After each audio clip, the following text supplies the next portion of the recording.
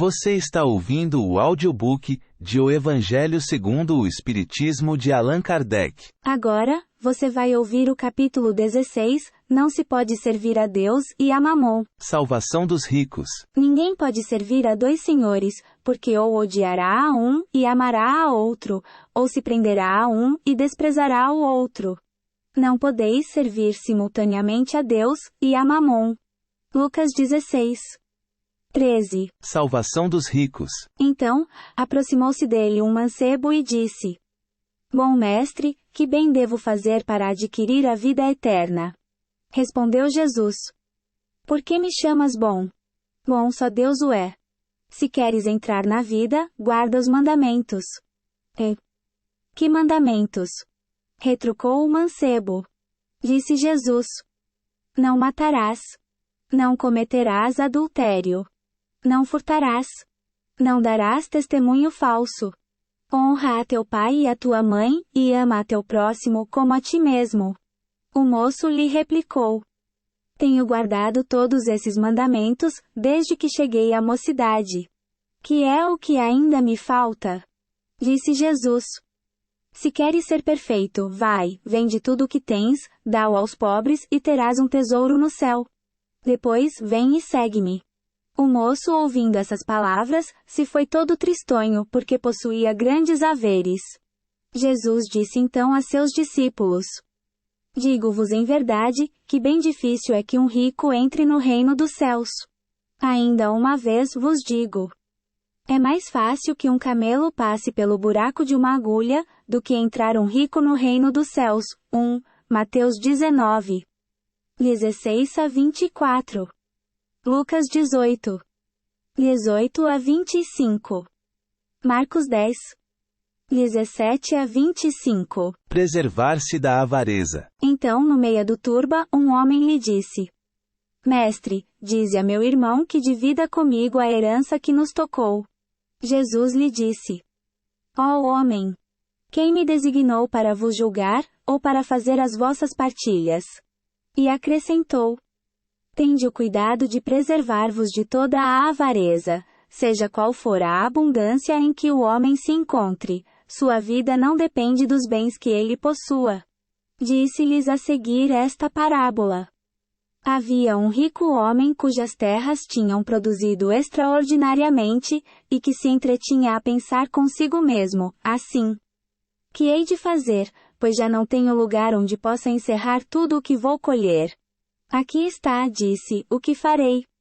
Demolirei os meus celeiros e construirei outros maiores, onde porei toda a minha colheita e todos os meus bens. E direi à minha alma: Minha alma, tens de reserva muitos bens para longos anos. Repousa, come, bebe e goza. Mas Deus ao mesmo tempo disse ao homem: Que insensato és! Esta noite mesmo tomar-te-ão a alma. Para que servirá o que acumulaste? É isso o que acontece àquele que amontoa tesouros para si próprio, e que não é rico diante de Deus. Lucas 12. 13 a 21. Esta arrojada figura pode parecer um pouco forçada, pois que não se percebe que relação possa existir entre um camelo e uma agulha. Acontece, no entanto, que em hebreu, a mesma palavra serve para designar um camelo e um cabo. Na tradução, deram-lhe o primeiro desses significados. Mas é provável que Jesus a tenha empregado com a outra significação. É pelo menos mais natural. Jesus em casa de Zaqueu. Tendo Jesus entrado em Jericó, passava pela cidade.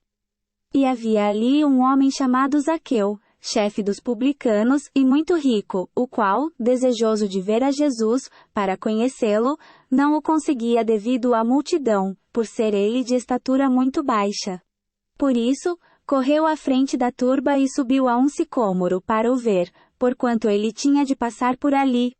Chegando a esse lugar, Jesus dirigiu para o alto o olhar, e vendo-o, disse-lhe: Zaqueu, dá-te pressa em descer, porquanto preciso que me hospedes hoje em tua casa. Zaqueu desceu imediatamente, e o recebeu jubiloso. Vendo isso, todos murmuravam, a dizer: Ele foi hospedar-se em casa de um homem de má vida. Veja-se. Introdução, artigo. Publicanos, entretanto, Zaqueu, pondo-se diante do Senhor, lhe disse: Senhor, dou a metade dos meus bens aos pobres, e se causei dano a alguém, seja no que for, indenizou-o com 4 tantos.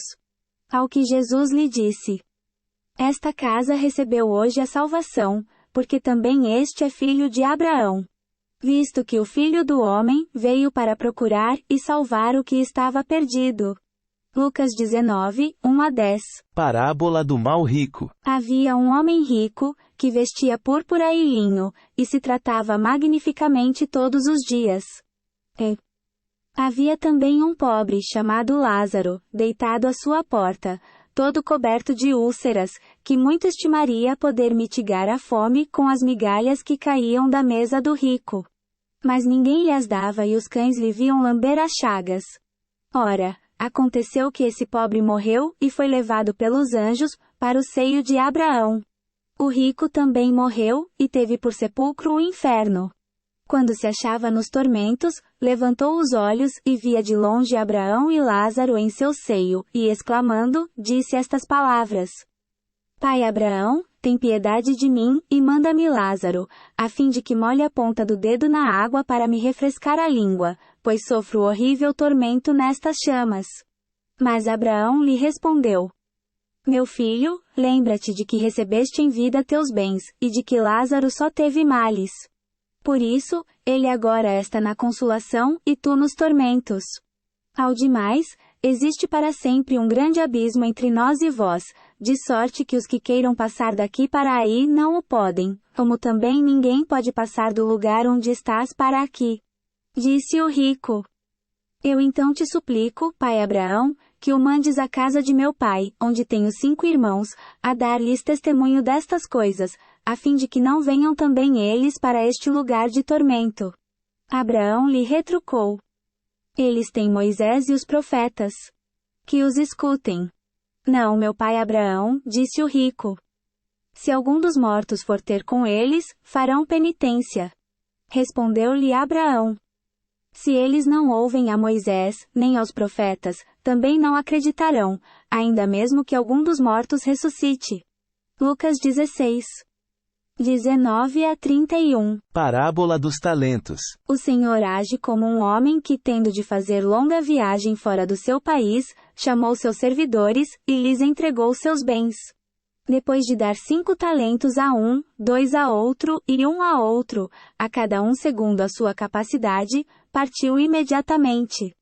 Então, o que recebeu 5 talentos foi-se, negociou com aquele dinheiro, e ganhou 5 outros. O que recebera 2, ganhou do mesmo modo outros tantos. Mas o que recebera 1 cavou um buraco na terra, e aí escondeu o dinheiro de seu amo. Passado longo tempo, o amo daqueles servidores voltou e os chamou a contas. Veio o que recebera 5 talentos, e lhe apresentou outros 5, dizendo: Senhor, entregaste-me 5 talentos. Aqui estão além desses, mais 5 que ganhei. Respondeu-lhe o amo: Servidor bom e fiel. Pois que foste fiel em pouca coisa, confiar-te-ei muitas outras. Compartilha da alegria do teu senhor. O que recebera 2 talentos, apresentou-se a seu turno, e lhe disse: Senhor, entregaste-me 2 talentos. Aqui estão além desses, 2 outros que ganhei. O amo lhe respondeu: Bom e fiel servidor. Pois que foste fiel em pouca coisa, confiar-te-ei muitas outras. Compartilha da alegria do teu senhor. Veio em seguida o que recebeu apenas 1 talento, e disse: Senhor, sei que és homem severo, que ceifas onde não semeaste, e colhes de onde nada puseste. Por isso, como te temia, escondi o teu talento na terra. Aqui o tens. Restitua o que te pertence. O homem, porém, lhe respondeu: Servidor mau e preguiçoso. Se sabias que ceifo onde não semeei, e que colho onde nada pus, devias pôr o meu dinheiro nas mãos dos banqueiros, a fim de que, regressando, eu retirasse com juros o que me pertence. Tirem-lhe, pois, o talento que está com ele, e deem-no ao que tem 10 talentos. Porquanto dar-se-á a todos os que já têm, e esses ficarão cumulados de bens. Quanto àquele que nada tem, tirar-se-lhe a mesmo o que pareça ter. E seja esse servidor inútil lançado nas trevas exteriores, onde haverá prantos e ranger de dentes. Mateus 25. 14 a 30. Utilidade providencial da riqueza. Provas da riqueza e da miséria. Se a riqueza houvesse de constituir obstáculo absoluto à salvação dos que a possuem, conforme se poderia inferir de certas palavras de Jesus, interpretadas segundo a letra e não segundo o Espírito, Deus, que a concede, teria posto nas mãos de alguns um instrumento de perdição, sem apelação nenhuma, ideia que repugna à razão. Sem dúvida, pelos arrastamentos a que dá causa, pelas tentações que gera e pela fascinação que exerce, a riqueza constitui uma prova muito arriscada, mais perigosa do que a miséria. É o supremo excitante do orgulho, do egoísmo e da vida sensual. E o laço mais forte que prende o homem à terra, e lhe desvia do céu os pensamentos. Produz tal vertigem que, muitas vezes, aquele que passa da miséria à riqueza, esquece de pronto a sua primeira condição, os que com ele a partilharam, os que o ajudaram, e faz-se insensível, egoísta e vão. Mas do fato de a riqueza tornar difícil a jornada, não se segue que a torne impossível e não possa vir a ser um meio de salvação para o que dela sabe servir-se, como certos venenos podem restituir a saúde, se empregados a propósito e com discernimento.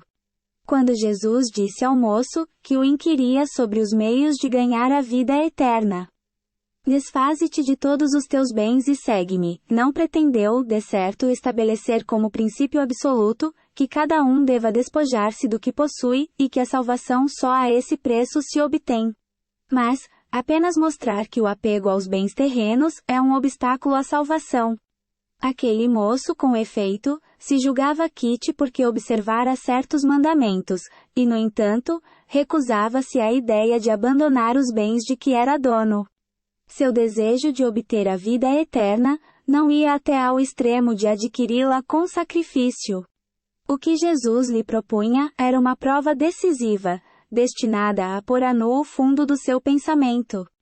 Ele podia, sem dúvida, ser um homem perfeitamente honesto na opinião do mundo, não causar dano a ninguém, não maldizer do próximo, não ser vão, nem orgulhoso, honrar a seu pai e a sua mãe.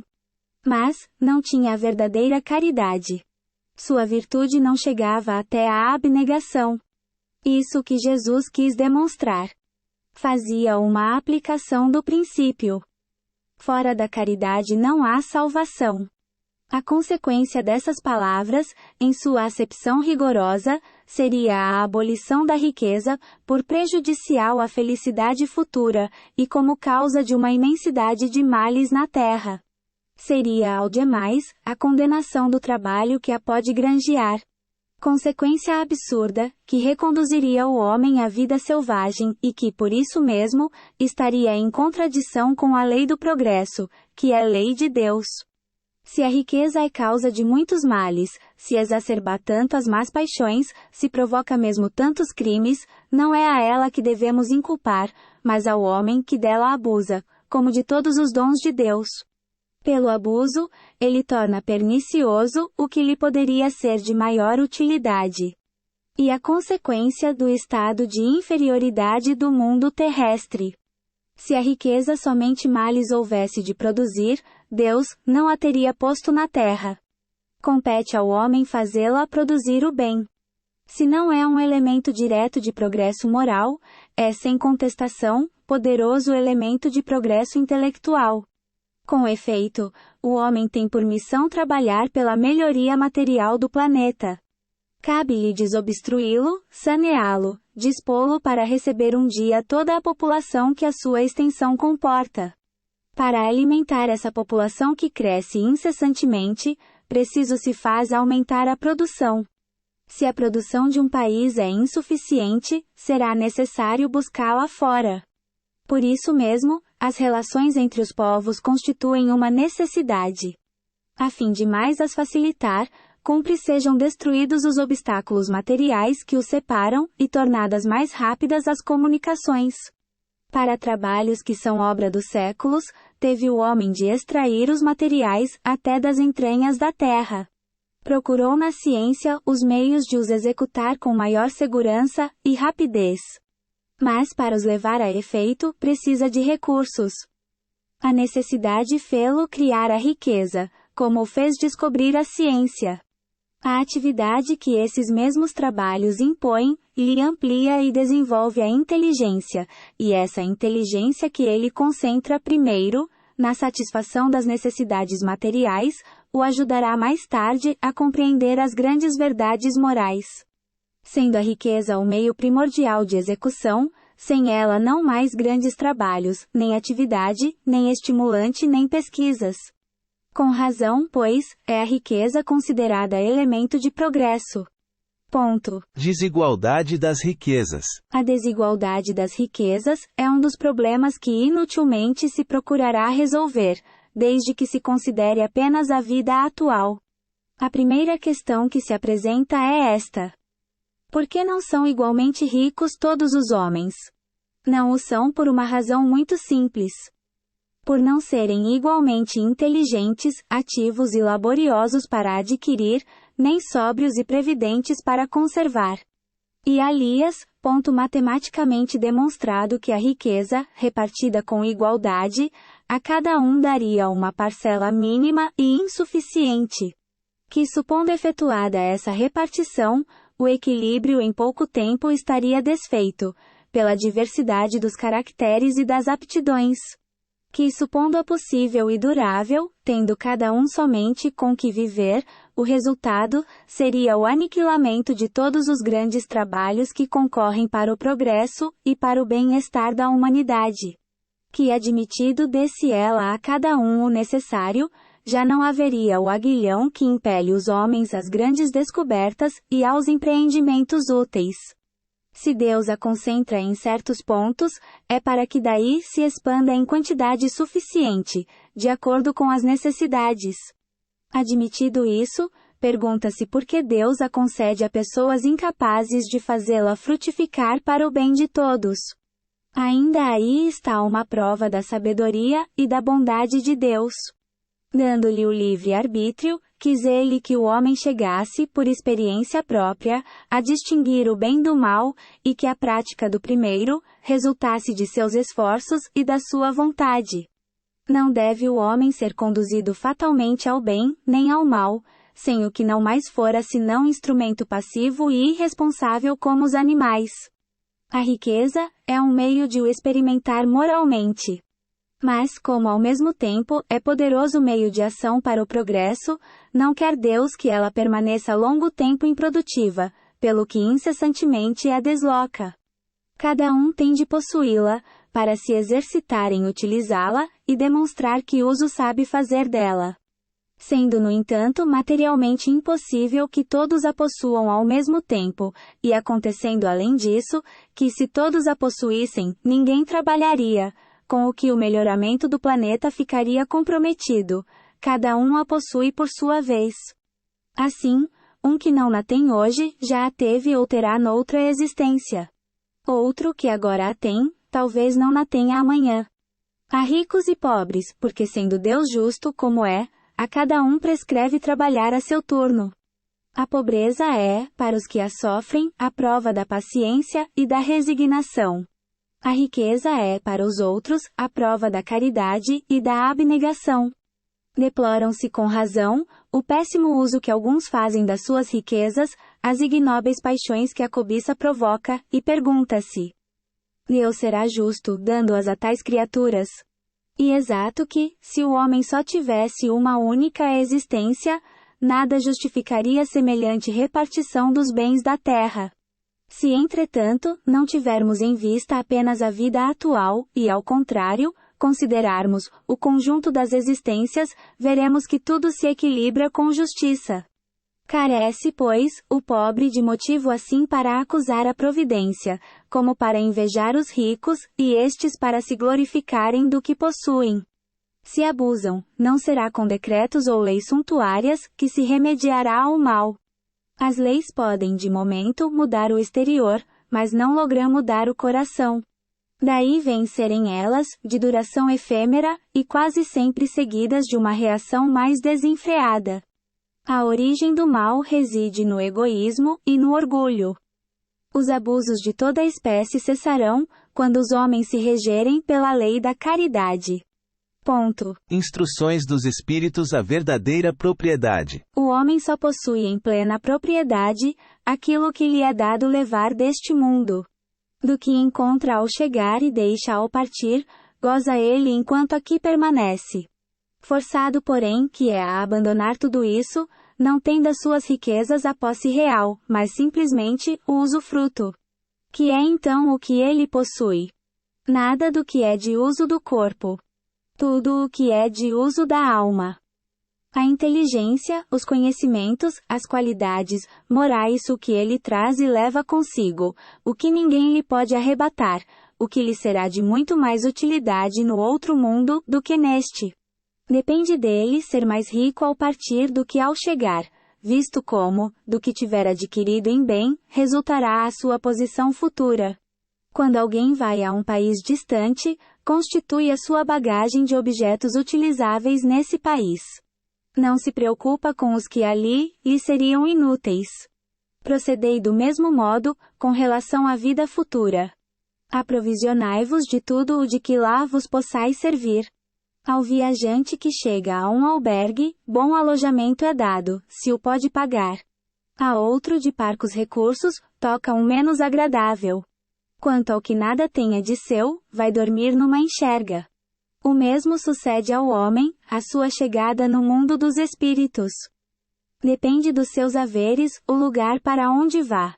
Não será, todavia, com o seu ouro que ele o pagará. Ninguém lhe perguntará: quanto tinhas na terra?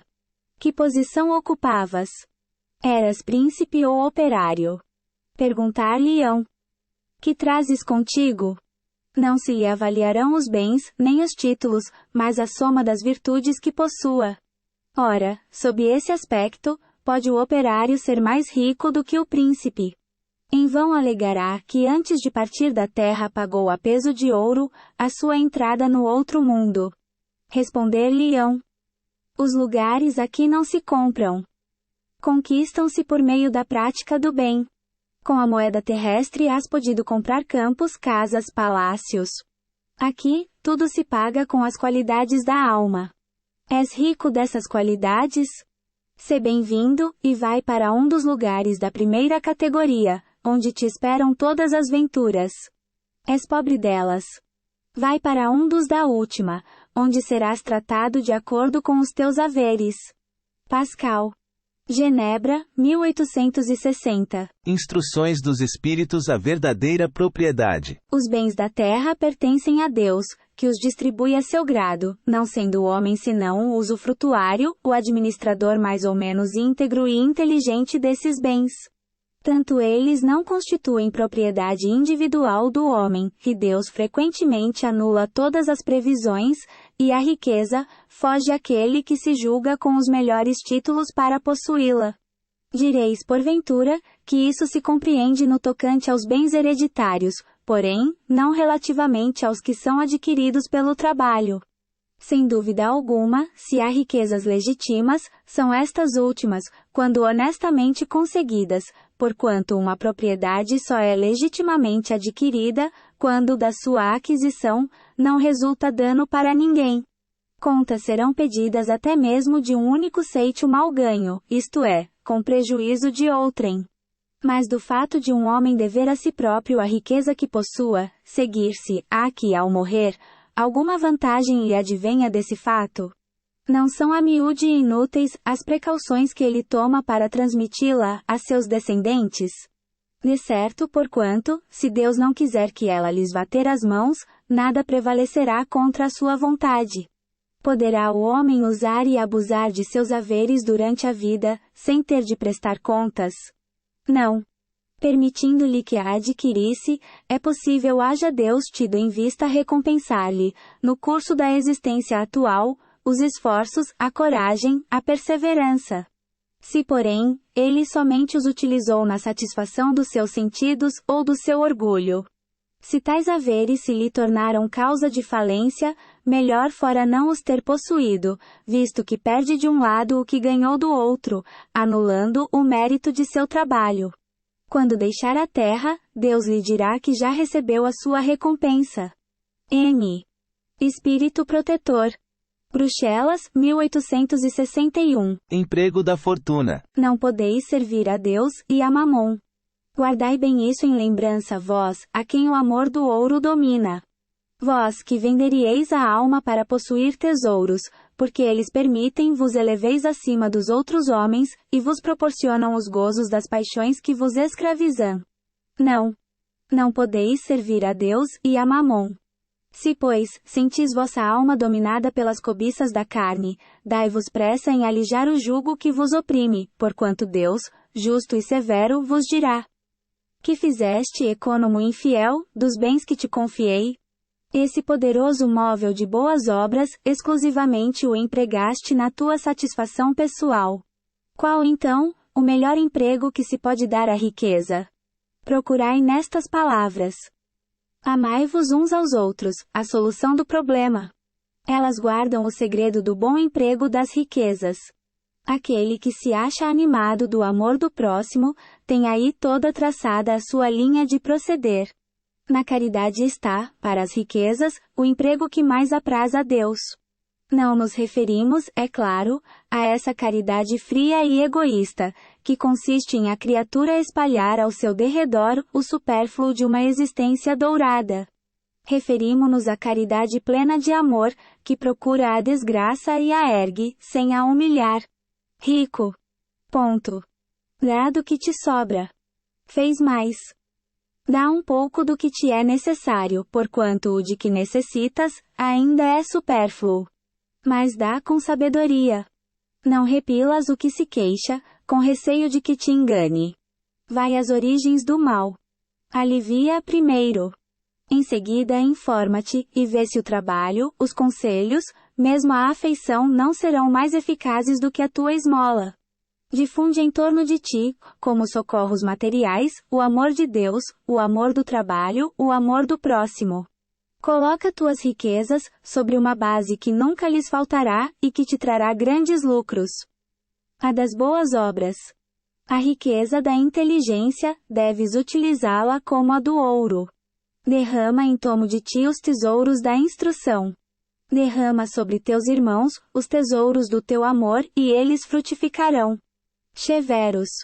Bordeaux, 1861. Emprego da fortuna. Quando considero a brevidade da vida, dolorosamente me impressiona a incessante preocupação de que é para vós objeto o bem-estar material, ao passo que tão pouca importância dais ao vosso aperfeiçoamento moral, a que pouco ou nenhum tempo consagrais, e que, no entanto, é o que importa para a eternidade. Dir-se-ia, diante da atividade que desenvolveis, tratar-se de uma questão do mais alto interesse para a humanidade, quando não se trata, na maioria dos casos, senão de vos pordes em condições de satisfazer a necessidades exageradas, a vaidade, ou de vos entregardes a excessos. Que de penas, de amofinações, de tormentos cada um se impõe. Que de noites de insônia, para aumentar haveres muitas vezes mais que suficientes. Por cúmulo de cegueira, frequentemente se encontram pessoas, escravizadas, a penosos trabalhos pelo amor imoderado da riqueza e dos gozos que ela proporciona, a se vangloriarem de viver uma existência dita de sacrifício e de mérito. Como se trabalhassem para os outros, e não para si mesmas. Insensatos. Credes então, realmente, que vos serão levados em conta os cuidados e os esforços que despendeis movidos pelo egoísmo, pela cupidez ou pelo orgulho, enquanto negligenciais do vosso futuro, bem como dos deveres que a solidariedade fraterna impõe a todos os que gozam das vantagens da vida social? Unicamente no vosso corpo reveis pensado. Seu bem-estar, seus prazeres foram o objeto exclusivo da vossa solicitude egoística. Por ele que morre, desprezastes o vosso espírito que viverá sempre. Por isso mesmo, esse Senhor tão animado e acariciado, se tornou o vosso tirano. Ele manda sobre o vosso espírito, que se lhe constituiu escravo. Seria essa a finalidade da existência que Deus vos outorgou. Um espírito protetor.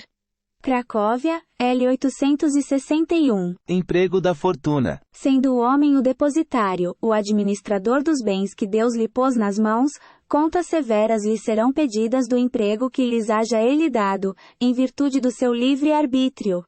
O mau uso consiste em os aplicar exclusivamente na sua satisfação pessoal.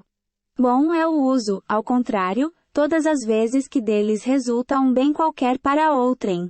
O merecimento de cada um está na proporção do sacrifício que se impõe a si mesmo. A beneficência é apenas um modo de empregar-se a riqueza. Ela dá alívio à miséria presente. Aplaca a fome, preserva do frio, e proporciona abrigo ao que não o tem.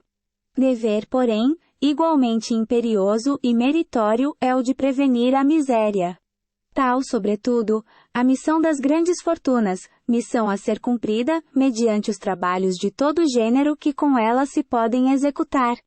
Nem pelo fato de tirarem desses trabalhos, legítimo proveito, os que assim as empregam, deixaria de existir o bem resultante delas, porquanto o trabalho, desenvolve a inteligência e exalça a dignidade do homem, facultando-lhe dizer, altivo, que ganha o pão que come, enquanto a esmola humilha e degrada. A riqueza concentrada em uma mão, deve ser qual fonte de água viva, que espalha a fecundidade e o bem-estar ao seu derredor. O vós, ricos, que a empregardes segundo as vistas do Senhor. O vosso coração será o primeiro a descedentar-se nessa fonte benfaceja.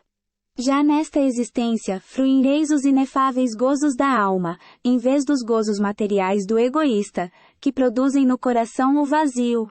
Vossos nomes serão benditos na terra, e quando a deixardes, o soberano Senhor vos dirá, como na parábola dos talentos: bom e fiel servo, entra na alegria do teu Senhor.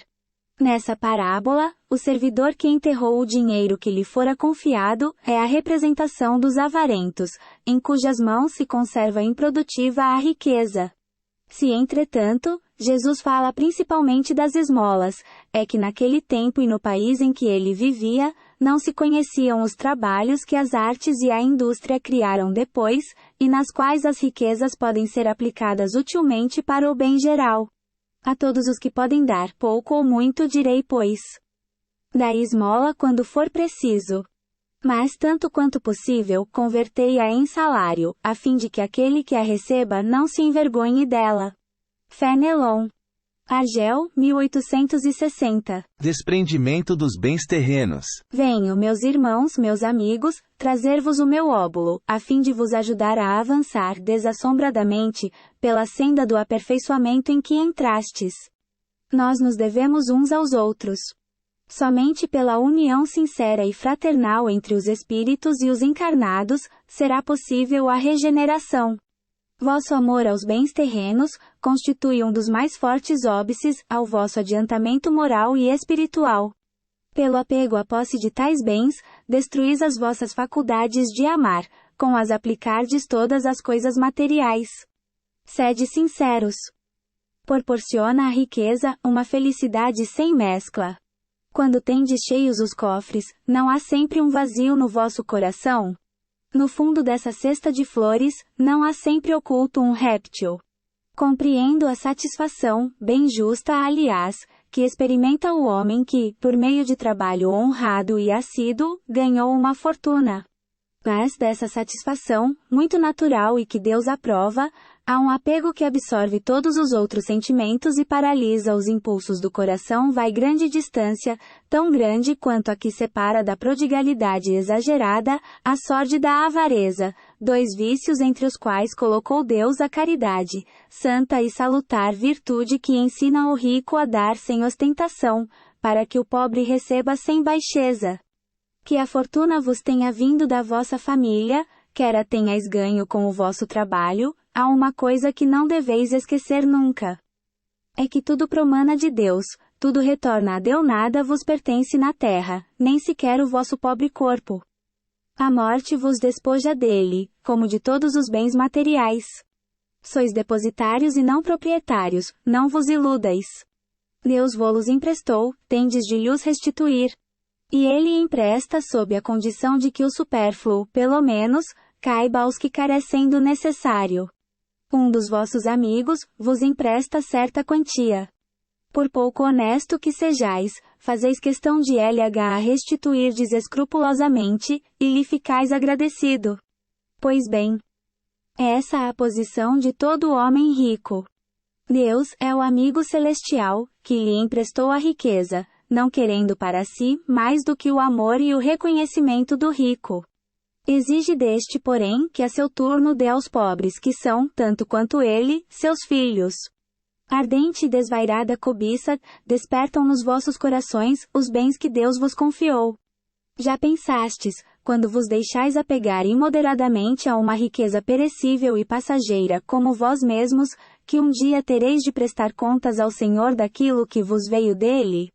Ouvidais que pela riqueza, vos revestistes do caráter sagrado de ministros da caridade na terra, para serdes da aludida riqueza dispensadores inteligentes? Portanto, quando somente em vosso proveito o sais do que se vos confiou, que sois, se não depositários infiéis? Que resulta desse esquecimento voluntário dos vossos deveres? A morte inflexível, inexorável, rasga o véu sob que vos ocultáveis, e vos força a prestar contas ao amigo que vos favorecera, e que nesse momento enverga diante de vós a toga de juiz. Em vão procurais na terra iludir-vos, colorindo com o nome de virtude, o que as mais das vezes não passa de egoísmo. Em vão chamais economia e previdência ao que apenas é cupidez e avareza, ou generosidade ao que não é senão prodigalidade em proveito vosso. Um pai de família, por exemplo, se abstém de praticar a caridade, economizará, amontoará ouro para, diz ele, deixar aos filhos a maior soma possível de bens e evitar que caiam na miséria. E muito justo e paternal, convenho, e ninguém pode censurar. Mas será sempre esse o único móvel a que ele obedece? Não será muitas vezes um compromisso com a sua consciência, para justificar aos seus próprios olhos e aos olhos do mundo, seu apego pessoal aos bens terrenais? Admitamos, no entanto, seja o amor paternal o único móvel que o guie. Será isso motivo para que esqueça seus irmãos perante Deus? Quando já ele tem o supérfluo, deixará na miséria os filhos, por lhes ficar um pouco menos desse supérfluo? Não será antes, dar-lhes uma lição de egoísmo e endurecer-lhes os corações? Não será estimular neles o amor ao próximo? Pais e mães, laborais em grande erro se credes que desse modo granjeais maior afeição dos vossos filhos. Ensinando-lhes a ser egoístas para com os outros, ensinais-lhes a sê-lo para com vós mesmos. A um homem que muito haja trabalhado, e que com o suor de seu rosto acumulou bens, é comum ouvirdes dizer que quando o dinheiro é ganho, melhor se lhe conhece o valor. Nada mais exato. Pois bem, pratique a caridade, dentro das suas possibilidades, esse homem que declara conhecer todo o valor do dinheiro, e maior será o seu merecimento, do que o daquele que, nascido na abundância, ignora as rudes fadigas do trabalho. Mas também, se esse homem que se recorda dos seus penares, dos seus esforços, for egoísta, impiedoso para com os pobres, bem mais culpado se tornará do que o outro, pois, quanto melhor cada um conhece por si mesmo as dores ocultas da miséria, tanto mais propenso deve sentir-se em aliviá-las nos outros. Infelizmente, sempre há no homem que possui bens de fortuna, um sentimento tão forte quanto o apego aos mesmos bens. É o orgulho. Não raro, vê-se o arrivista atordoar com a narrativa de seus trabalhos e de suas habilidades, o desgraçado que lhe pede assistência, em vez de acudi-lo, e acabar dizendo: faça o que eu fiz. Segundo seu modo de ver, a bondade de Deus não entra por coisa alguma na obtenção da riqueza que conseguiu acumular. Pertence-lhe a ele, exclusivamente, o mérito de a possuir. O orgulho lhe põe sobre os olhos uma venda, e lhe tapa os ouvidos apesar de toda a sua inteligência, e de toda a sua aptidão, não compreende que, com uma só palavra, Deus o pode lançar por terra. Esbanjar a riqueza não é demonstrar desprendimento dos bens terrenos. É descaso e indiferença. Depositário desses bens, não tem o homem o direito de os dilapidar, como não tem o de os confiscar em seu proveito. Prodigalidade não é generosidade. É, frequentemente, uma modalidade do egoísmo. Que despenda a mancheias o ouro de que disponha, para satisfazer a uma fantasia, talvez não dê um centavo para prestar um serviço. O desapego aos bens terrenos consiste em apreciá-los no seu justo valor, em saber servir-se deles em benefício dos outros e não apenas em benefício próprio, em não sacrificar por eles os interesses da vida futura, em perdê-los sem murmurar, caso aprazar a Deus retirá-los. Se por efeito de imprevistos reveses, vos tornardes qual Jobe, dizei como ele: Senhor, tu mos havias dado e mos tiraste. Faça-se a tua vontade. Eis aí o verdadeiro desprendimento. Sede antes de tudo, submissos. Confiai naquele que, tendo-vos dado e tirado, pode novamente restituir-vos o que vos tirou. Resisti animosos ao abatimento, ao desespero, que vos paralisam as forças. Quando Deus vos desferir um golpe, não esqueçais nunca que, ao lado da mais rude prova, coloca sempre uma consolação. Ponderai, sobretudo, que há bens infinitamente mais preciosos do que os da terra, e essa ideia vos ajudará a desprender-vos destes últimos. O pouco apreço que se ligue a uma coisa, faz que menos sensível seja a sua perda. O homem que se aferra aos bens terrenos, é como a criança que somente vê o momento que passa. O que dele se desprende, é como o adulto que vê as coisas mais importantes, por compreender estas proféticas palavras do Salvador. O meu reino não é deste mundo. A ninguém ordena o Senhor que se despoje do que possua, condenando-se a uma voluntária mendicidade, porquanto, o que tal fizesse tornar-se-ia em carga para a sociedade. Proceder assim, fora compreender mal o desprendimento dos bens terrenos. Fora egoísmo de outro gênero, porque seria o indivíduo eximir-se da responsabilidade, que a riqueza faz pesar sobre aquele que a possui. Deus a concede a quem bem lhe parece, a fim de que a administre em proveito de todos. O rico tem, pois, uma missão, que ele pode embelezar e tornar proveitosa a si mesmo. Rejeitar a riqueza quando Deus a outorga, é renunciar aos benefícios do bem que se pode fazer, gerindo-a com critério.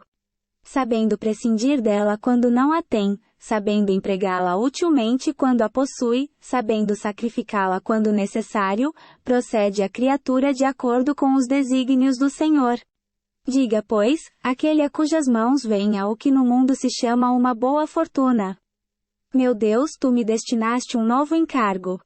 Dá-me a força de desempenhá-lo, segundo a tua santa vontade. Aí tendes, meus amigos, o que eu vos queria ensinar acerca do desprendimento dos bens terrenos. Resumirei o que expus, dizendo: sabei contentar-vos com pouco.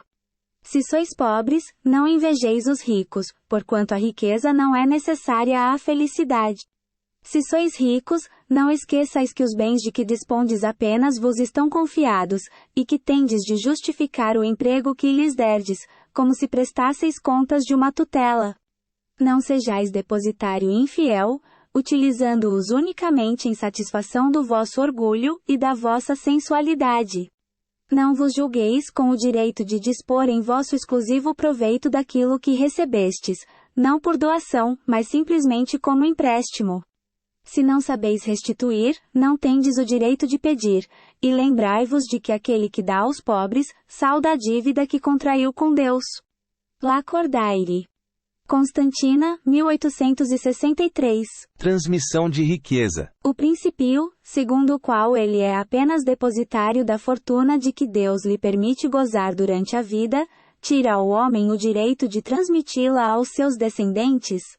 O homem pode perfeitamente transmitir, por sua morte, aquilo de que gozou durante a vida, porque o efeito desse direito está subordinado sempre à vontade de Deus, que pode, quando quiser, impedir que aqueles descendentes gozem do que lhes foi transmitido.